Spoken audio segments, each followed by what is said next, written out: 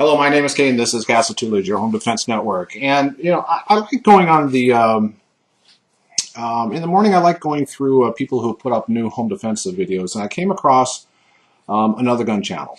That's the name. Another Gun Channel. Here's Another Gun Channel. And the kid is very bright. I'm going to say you're a kid because I'm old. I'm fat and old. Okay, just let me call you a kid for this, Jay. And he seems really receptive on new ideas, and I'm going to be going over a little bit new ideas. I think there is a common thread to what he has to offer. However, I'm going to be repositioning it, and the anatomy of a home invasion robbery is simple. You are going to be stormed in a home invasion robbery between 2 and 5 people storming your home with quick and overwhelming force. There are 4 general scenarios, and the reason I want to tell you about these 4 general scenarios is it's going to give you a tactical edge of what is going to be happening. Therefore, the tactics you use therefore goes to more of a gun or shotgun or whatever that you may be using, okay? Before I go into those 4 scenarios, what are these good for? Well, the handgun is what? It is good for quick and immediate defense on a here and now scenario. What is good for a shotgun? The shotgun is a good auxiliary or artillery piece in a static position, okay? Where you're defending a choke point, a hallway, a staircase, and you can fend off multiple attackers in that situation. The 4 general scenarios. I've gone over this before in other videos. The first one is that mythical thing at night. You hear a bump at night, you're starting in the bedroom. That actually doesn't happen that often. The second one is that they are currently trying to break through a doorway, a doorway or a window. The third scenario is that they ring the doorbell. You or a family member goes to the door, you open it, they flood your home with quick and overwhelming force. The last one is an outside scenario. There's going to be a lot of different variables for an outside scenario. Like you're doing housework, they come and meet you. The more typical one is they're following you home from the store, an ATM, that kind of thing, and they're going to meet you outside once you open the garage. The next one, or they're already there at the house and you come home. And the last one, the last caveat is that they're already in the house and you come home. So those are going to be the 4 general scenarios of that. Now, what we were discussing with the handgun is that it's highly maneuverable. It can be used in all 4 scenarios. However, it's probably more receptive to 2 of those 4 scenarios for quick and immediate defense. The outside scenario and them flooding the house when you ring the doorbell. The shotgun is what? It's going to be good for the other 2 of the 4 scenarios.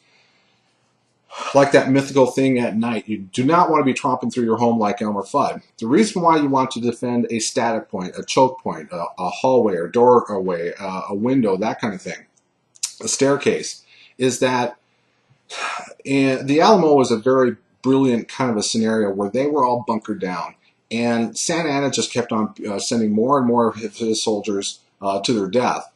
And we're not counting the injured. The dead-to-dead ratio of the Alamo and Santa Anna's men was 8.5 to 1. What the Army uses, or any military force, when they're going through an urban scenario, they need up to 9 to 1 to go through that area. Because if you are entrenched, if you're bunkered down, if you're in a static position, you are more likely to be successful, just like what the Alamo tells you, just like what the military does for the numbers when they are going through a home. So if you are at a static point with a shotgun, is going to be more appropriate than with a handgun. However, I will say that if you are unconsciously competent at a handgun, it's going to be better for you if you are consciously incompetent with a shotgun. Plain and simple. There is a zero debate for that. Now, when we're dealing with firepower, the statistics plainly say that you're going to have this mythical one-shot kind of a scenario, and there is a kind of a scenario where a one-shot stop is very important. The psychological aspects of being shot is very important to taking the bad guy out of the fight. Again, if you are being stormed in your home, between 2 and 5 people are storming your home with quick and overwhelming force, you have very minimal time to take a person out of the fight. Now, the statistics basically show no matter what caliber you use, if you hit the person one time, and the psychological aspects of being shot, the handgun is going to be taking the person out of the fight about 30% of the time. Sorry about that. Now, for any long gun, the statistics plainly says 60%. So you are doubling your chances of stopping the person on a one-stop shot. When you are entrenched in the home, you are taking cover or some kind of a concealment, and that is going to be also a very big advantage. So clearing your rooms with a shotgun, it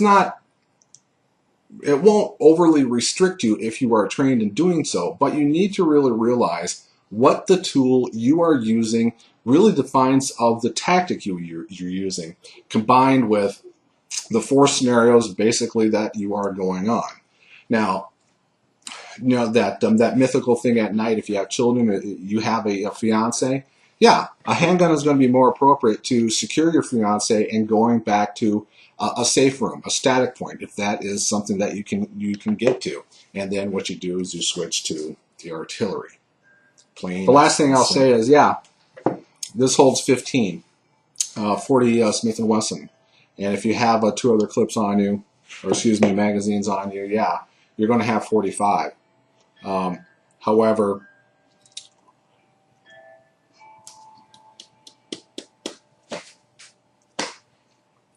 two to 5 people storming your home with quick and overwhelming force, you do the math. You do the math. A bad guy can get to you, can run 21 feet in 1.5 seconds. When you have a handgun, you identify, you shoot. That's, if you're doing it right, that is 3/4 a second. Bang, you go to your next. Another 3/4 a second. Bang, you go to your next. Another 3/4 a second. Bang. These are going to be the statistics. If you are average, that is 2 1/4 seconds, where just 1 out of the 5 bad guys can run at you in 1.5 seconds and 21 feet. So while you go bang, bang, bang, that 4th guy could be on your ass already. The other statistics I want to tell you about is no matter what caliber it is, you shoot 3, the statistics are 2 out of the 3 are still in the fight. Positioning lights on gun, okay? When you're walking through the home, the problem with the light being on the gun is that you are muzzling whatever you are looking at. So again, I'm not a fan of tromping around the home like Elmer Fudd, because we've already discussed it puts you out of position. Having the light on you doesn't give your position away. You going through the home gives your position away. Okay, so in some states, if you are a hunter and you have a rifle and you see someone 3,000 yards away and you put them in your crosshairs, that's assault. You could be arrested. What are one of the safeguard rules? Never point a gun at something you are not willing to destroy. When you're going through the house with a gun on it, you haven't identified yet what you're looking at, because you are reacting. This is not an action. You are reacting to what you're seeing, and you're already covering something.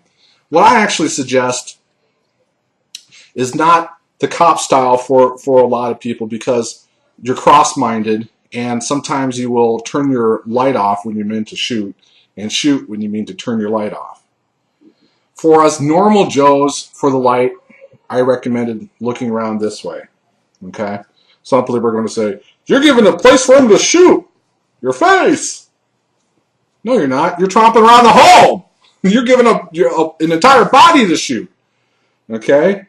So having it up here looking around is going to give you a quick, because again, from here, if you're looking over here to going up there, it should be about 3/4 a second. You're going to be behind the power curve anyway if you're doing that. So again, it's going to be giving, I'm not a big fan of out here like the FBI, because you're awesome. My name is Caden. This is Castle Tutelage, your home defense network. I hope to help.